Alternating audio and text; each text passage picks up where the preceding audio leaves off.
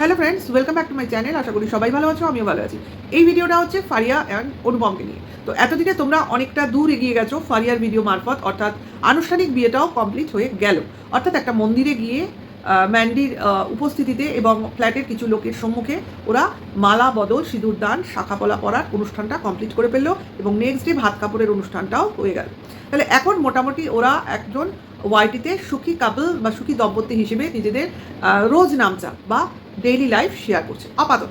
এখন দেখো, একটা জিনিস তোমাদের এখানে মনে রাখতে হবে যে যখন আমরা কোনো ডেইলি লাইফ দেখবো, সেই ডেইলি লাইফে সব জিনিসই যে পজিটিভ হবে এমন কিন্তু কোনো কথা নেই, ঠিক আছে? কারণ তাহলে ওই ডেইলি লাইফটাকে আমার পজিটিভ লাইফ হিসেবে লিখতে হবে, তা কিন্তু হয় না। ডেইলি লাইফে কিন্তু অনেক কিছু হয়, একজন নতুন দম্পতির ক্ষেত্রে অনেক কিছু হয়। সেখানে যদি তোমরা সবই ভালো জিনিস দেখো তো জানবে সেটা হলো নাটক। যদি তোমরা রিয়েলিটির মধ্যে দিয়ে যেতে চাও তাহলে অবশ্য করেই তোমাদের কিছু উষ্ণ কথাবার্তা বা কিছু ঝগড়াঝাটি তোমাদের অ্যাকসেপ্ট করে নিতেই হবে।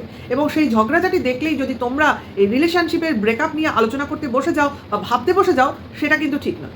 যেমন আমাদের দাম্পত্য লাইফে ঝগড়া কিন্তু মাস্ট, অর্থাৎ ঝগড়া না হলে দাম্পত্যের যেন আনন্দটাই পাওয়া যায় না। এটা কিন্তু সত্যি কথা। তুমি যদি সবসময় তোমার পার্টনারের ভালোটা দেখো, ভালোটা বলো, ভালোটা বোঝো, তাহলে কিরকম একঘেয়েমি লাগবে, লাগবে না? যদি তোমার পার্টনার তোমার কোনো দোষ ধরে বা ত্রুটি হয় তোমার দ্বারা, সেটাকে নিয়ে বলে, তো সেটাকে তোমাকে বুঝতে হবে, শুনতে হবে, অ্যাকসেপ্ট করতে হবে।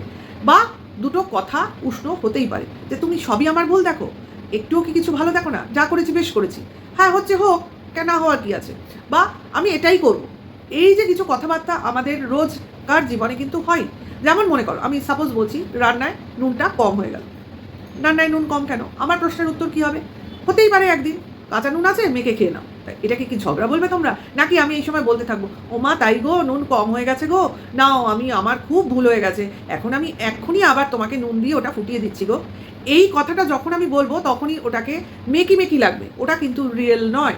এটাই কিন্তু সব মানে সমস্যা, এটাই কিন্তু স্বাভাবিক জীবন।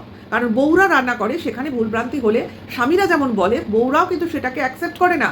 তারা কিন্তু কখনোই, কোনো মেয়েই কিন্তু নিজের রান্নার খারাপটা শুনতে চায় না, সবসময় সে কিন্তু তার প্রশংসাটা শুনতে চায়। কিছু কিছু ক্ষেত্রে আমরা নিজেরা যখন রান্না করে নিজেই বুঝতে পারি, চাখার সময় অনেকে তো চেখে দেখে, যে টেস্ট করে দেখলাম যে নুন হলো ঠিক না, মিষ্টি লাগবে, এগুলো কিন্তু অনেকে দেখে রান্নার সময়। আমি দেখি, কারণ আমি এত পটু রাঁধুনি নই, আমার কিন্তু নুন মিষ্টি এগুলো দেখতে হয়। তো সেই জন্য, তো সেক্ষেত্রে যদি আমার কখনো মনে হয়েছে যে মা নুনটা কম হয়েছে, তখন হয়তো আমি আর নুন দেওয়ার অবস্থায় নেই, মানে আর দিলে বেশি, অত্যাধিক বেশি হয়ে যেতে পারে, মানে আমি বুঝতে পারছি না, মনে করো হতে পারে। তো কখনো কখনো মাথা কাজ করে না, বা কখনো কখনো টেস্ট না করেই রান্না নামিয়ে দিই। অনেক সময় অনেক কাজের চাপ থাকে মাথায়, তো সেই ক্ষেত্রে রান্নার খাওয়ার সময় হয়তো নিজেই বলে দিই, আজকে কিন্তু এই ঝোলটা ভালো হয়নি বা এই তরকারিটা ভালো হয়নি। সেটা নিজে ডিক্লেয়ার করছি, কিন্তু সেটা আলাদা জিনিস। কিন্তু আমার দোষ অন্য কেউ ধরছে এবং সেটাকে বলছে, ভাই অনেক সময় কিন্তু অনেকে কেউ নিতে পারবে না। তো সেই ক্ষেত্রে উত্তরটা কীভাবে আসবে? যেভাবে আমি শুরুতে দিলাম, ঠিক আছে? তো এটাই তো, এই জিনিসগুলো যদি আমরা ফারিয়ার ভিডিও মারফত দেখি, তাহলে কি আমরা ধরে নেব এই ওরা নাটক করছিল, এই রিলেশন বেশি দিনের নয়, এই তো ভেঙে যাবে, যে যার বাড়ি চলে যাবে, এদের ড্রামা শেষ হয়ে যাবে? এটা কিন্তু ভাবাটা ঠিকই নয়, এবং এই ধরনের জিনিস আমাদের মনে আনাটাও ঠিক নয়। অর্থাৎ ঝগড়াঝাটি হবে, এটাই স্বাভাবিক। সবসময় মিষ্টি মিষ্টি কথা বললে কিন্তু সেটাকে ড্রামাটিকই লাগে, ঠিক আছে? কেন বলছি না, কারণ আজকের ব্লগিংয়ে যেটা তোমার ওই গীতাদির গিফটের যে ব্লগিংটা এলো ফারিয়ার, সেখানে একটা জায়গায় আমার যেন মনে হলো কোথাও স্বামী স্ত্রীর মধ্যে সামান্যতম হলেও একটু ঝামেলা হয়েছে। তো তোমাদের সেই জায়গাটা অবশ্য করেই আমি মার্ক করব, তোমরা দেখতে পাবে। যেমন মনে করো, আমি অবশ্য ওই টাইম মেনশন করে বলি না, ওই 10 মিনিট অত সেকেন্ড, ওটা আমার দ্বারা হবে না, আমার মনেও থাকে না। আমি তোমাদের জায়গাটা বলে দিতে পারি, তোমরা ওখানে গিয়ে দেখতে পারো। যেমন সবার যেটা একটা ডিম্যান্ড ছিল যে সারাদিন শাড়ি পরে থাকো, হ্যাঁ, সিঁদুর পরে থাকো, শাঁখাপলা পরে থাকো, নতুন বউ সাজো অ্যাকচুয়ালি। তো এটা সব মেয়েরই স্বপ্ন, সবারই ভাবে প্রথম জীবনে এরমই থাকবো। এবং সত্যি আমরাও থেকেছি, হ্যাঁ, অত অত সিঁদুর পরে, ওইরকম শাড়ি পরে সবসময় সেজে, সকাল বিকাল শাড়ি চেয়েছে, হ্যাঁ, একটা বেশ মানে সিরিয়াল ব্যাপার না?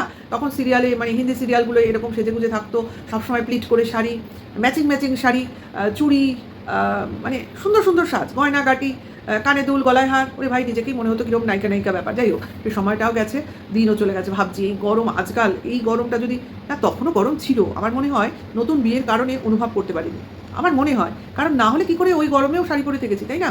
আর ওই সময় তো এসি ছিল না, এটা তো শিওর। কারণ 2000 সালে আমার বিয়ে হয়েছে, শীতকালে বিয়ে হয়েছে, তার জন্য অনেকটা সুবিধা। ডিসেম্বরে বিয়ে হয়েছে, তার জন্য প্রথম 3-4 মাস ঠান্ডা থাকায় গরমটা বুঝিয়ে নি, আর সেই জন্য শাড়ি পরতে কোনো সমস্যা হয়নি। কাজে যদি গরমে হতো তাহলে কী হতো, এসিও তো ছিল না, কারণ ওই সময় এসি এত চল কি ছিল লোকের বাড়ি বাড়ি জানি না, আমাদের তো ছিল না, তার জন্য বললাম। তো এখন হলে খুব মুশকিল হতো কিন্তু ওই শাড়ি পরে থাকাটা। যাই হোক, আমার ফারিয়াকে দেখে কষ্ট হয় ভাই। সবসময় শাড়ি কেন, কিসের জন্য? আজকালকার নতুন বিয়ের পর কেউ এইভাবে থাকে? হ্যাঁ, লোকজন আসলো বা কোথাও ঘুরতে বেড়াতে গেল, তখন শাড়ি পরলো, ঠিক আছে। সারাদিন বাড়িতে শাড়ি পরে থাকবে, এটা কেমন? জানি না, অনুপমেরও ইচ্ছে শুনলাম। যাই হোক, দুদিন পরবে হয়তো, নতুন নতুন ব্যাপারটা বোঝাবার জন্য। প্লাস অত গয়নাগাটি পরে সত্যিকারে কিন্তু কাজ করতে কিন্তু খুব সমস্যা, যাই বলো না কেন। হ্যাঁ, এখন আমি সেজে ব্লগিং করলাম কি ক্যামেরার সামনে দাঁড়ালাম সেটা একরকম, কিন্তু ওইসব পরে খাটনি করাটা কিন্তু খুবই চাপের। যাই হোক, যেখানে ওরা করছে সেখানে আমরা কে মানা করা। তো এই জায়গা থেকে দর্শকদের ডিম্যান্ডিংয়ে একটা হচ্ছে, আমি বুঝতে পারছি যে ভিউয়ার্স চয়েসে জিনিসগুলো হচ্ছে, দেখাচ্ছে যা দেখতে ভালো বা চাইছে লোকে, তো সেটাই ওরা করছে। তবে হ্যাঁ, একটা জিনিস বুঝতে পারছি যে যেহেতু অনুপম কাজের ছেলে এবং ইলেকট্রিকের হাত অত্যন্তই ভালো, এবং সব ওয়্যারিংগুলো বা ফিটিংসগুলো নিজেই করছে, এবং তোমার কি বলবো, নলেজ ভালো যে কোথায় কী ফিট করলে কোথায় কী জিনিসটা সুবিধাজনক হবে। যেমন রান্নাঘরে ফ্যান ফিটিংটা, হ্যাঁ সত্যিকারের ভালো লেগেছে। রান্নাঘরে ফ্যান ফিটিং করে দেওয়াটা অন্তত আমার মনে হয় না কোনো হাজব্যান্ড আজ অব্দি করেছে। হ্যাঁ, সেন্ট্রালি এসি হলো সেটা অন্য জিনিস, এক্সস্ট লাগালো সেটা অন্য জিনিস, কিন্তু ফ্যান ফিটিং আজ অব্দি দেখিনি ভাই। হ্যাঁ, আমাদের যেহেতু ওপেন কিচেন, সেহেতু একটু গরম লাগলেই যে খাওয়ার টেবিলের ফ্যানের তলে এসে দাঁড়িয়েছি। হ্যাঁ, কিন্তু মানে গ্যাসের ওখানে ফ্যান, সেটা আমারও নেই, সম্ভব না। যাই হোক, এইবার বলি, তোমাদের কিছু গিফটস এলো, গীতাদি মারফত কিছু গিফটস এলো। তোমার কী বলে ওটাকে, টাকা এসছে সম্ভবত ম্যান্ডির হাত দিয়ে, তো সেখান দিয়ে ওরা মিক্সার কিনেছে, তো ভালো কিনেছে, মিক্সি কিনেছে, তো সেই জিনিসটা দেখালো কমট্রনে। হ্যাঁ ভালো, আমি জানি কমট্রনের তোমার মোটরটাই ভালো হয়, ফ্যান ভালো, সেখানে মিক্সি তো ভালো হবেই, তো সেই কারণে এবং কালারটাও ভালো। আর সব থেকে বড়ো কথা, কালার ফালার দেখে কাজ নেই, কথাটা হলো মিক্সিটা হলো কাজের জিনিস, যেটা ছাড়া কিচেন অসম্পূর্ণ, তো সেইটা জোগাড় হয়েছে বা উপহার স্বরূপ এসছে, এটাই বড় কথা। না হলে ওরা নিজেরাও কিন্তু আমার মনে হয়, তো সেই কেনাকাটা। আর অবশ্যই যেটা অপ্রয়োজনীয় জিনিস সেটা হচ্ছে যে অবশ্যই যেটা প্রয়োজনীয় জিনিস, যেটা না বললে নয়, সেটা হলো ফ্রিজ, যেটা দেখতে ওরা গেছিল হয়তো কিনবে, ঘোরাঘুরি করা হয়নি প্রচণ্ড বৃষ্টির জন্য, সেই কারণে ফারিয়ার মন খারাপ, বাড়ি চলে আসতে হয়েছে। অ্যাকচুয়ালি ওরা তো দু চাকায় ঘুরছে, সেখানে বৃষ্টিটা কিন্তু বাধা, অর্থাৎ এক দোকান থেকে আরেক দোকানে যাওয়া এটা করতে অসুবিধা, তো সেই কারণে অনুপম স্বভাবতই জ্বর হবে, ঠান্ডা লাগবে, কারণ ওর এমনিও ঠান্ডা লেগেছিল, সেই কারণে বাড়ি নিয়ে এসছে, এবং তাতে ওর হয়ে গেছে রাগ। ঠিক আছে, এইবার রাগ হয়েছে, মানে অভিমান হয়েছে, ঘুরতে পারলাম না, বেরোতে পারলাম না, নতুন নতুন যেটা হয়। তারপরে বলেছে যে রাত্রির বেলা বেরিয়ে আবার যদি দোকানে যেতে পারে। আমার মনে হয় অনুপম এই ব্যাপারে আপত্তি জানিয়েছে, অর্থাৎ নতুন বিয়ে হয়েছে, রাত্রিবেলা অধিক রাত্রে বেরোবার কি দরকার, এটা ভালো দেখায় না, বা এইরকম ধরনের কিছু হয়তো মন্তব্য এসছে অনুপমের কাছ থেকে, যে সারাদিন পড়ে থাকলে রাতে কেন, কী দরকার রাতে, পরদিন নয় কেন।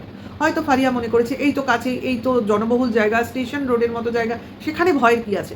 তো বুঝলাম যে সেখানে বউই জিতেছে, বর জেতেনি, এবং খুব মুখ ভার করেই ফারিয়া বলল যে অনেক কিছু হয়ে গেছে যেগুলো তোমাদের জানাবো না অফ ক্যামেরা, তোমরা অন ক্যামেরা যে পজিটিভ জিনিসটা দেখছো সেটাই দেখো, ভালোটাই দেখো, খারাপটা দেখার দরকার নেই, অর্থাৎ ঝগড়াঝাটি দেখার দরকার নেই। তো আমি বলবো ঝগড়াঝাটিও দেখাও, তো খুনসুটি দেখাও, বাকবিতনটা দেখাও, তবে না জিনিসটা দেখতে আরও রিয়েল লাগবে।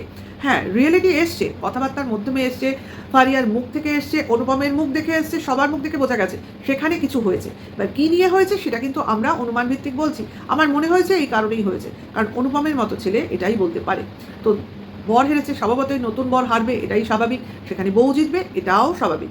তো বেরিয়েছে, এবং কেনাকাটি কী করেছে সেটা তো আমাদের অবশ্যই দেখায়নি, কারণ ওই যে ব্যাপারটা ছিল ওদের বাইরে থেকে খাবার এনে খাওয়ার কথা ছিল, আর হয়তো ফারিয়ার রান্না করতেও ইচ্ছা করছিল না, তো সেই কারণে আবার বেরোনো, আবার বেরিয়ে বাইরে গিয়ে খাবার দাবার কিনে এনে খাওয়া। আমার মনে হয় আরেকটা জিনিসও মনে হয়েছে, অনুপমের মনে হয় বাইরের খাবারে একটু আপত্তি আছে, যেমনভাবে অনুপম মাটন খেতে চায় না, সেরকমভাবে অনুপমের খাবার দাবারেও একটু মানে চিন্তা ভাবনার ব্যাপার আছে, অর্থাৎ বাড়ির খাবার, ঘরোয়া খাবারটা বেশি পছন্দ করে, অর্থাৎ বাড়িতে রান্না হবে সেই জিনিসটা খেতে বেশি ভালোবাসে। আর আরেকটা জিনিসও দেখেছি, মাটন তো একদমই খায় না মানে খেতে ভালোবাসে না। আর হচ্ছে আমার মনে হয় শনি মঙ্গলবার নিরামিষ খায়, যতদূর সম্ভব শুনেছিলাম অনুপমের মুখেই কোনো একটা ভিডিওতে।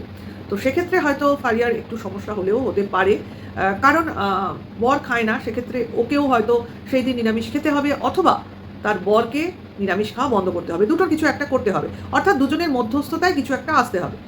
তো সেটা দেখা যাক এরা কিভাবে এদের লাইফস্টাইলটাকে চালনা করে বা কিভাবে নিজেদেরকে মানিয়ে নিতে থাকে একের সঙ্গে অপরে।